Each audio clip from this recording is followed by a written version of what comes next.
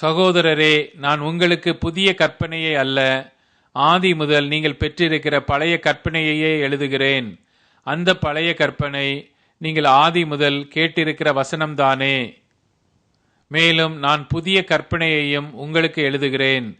இது அவருக்குள்ளும் உங்களுக்குள்ளும் மெய்யாயிருக்கிறது. ஏனென்றால் இருள் நீங்கி போகிறது, மெய்யான ஒளி இப்பொழுது பிரகாசிக்கிறது. ஒளியிலே இருக்கிறேன் என்று சொல்லியும் தன் சகோதரனை பகைக்கிறவன் இதுவரைக்கும் இருளிலே இருக்கிறான். தன் சகோதரனிடத்தில் அன்பு கூறுகிறவன் ஒளியிலே நிலை கொண்டிருக்கிறான். அவனிடத்தில் இடறல் ஒன்றுமில்லை. தன் சகோதரனை பகைக்கிறவன் இருளிலே இருந்து இருளிலே நடக்கிறான்.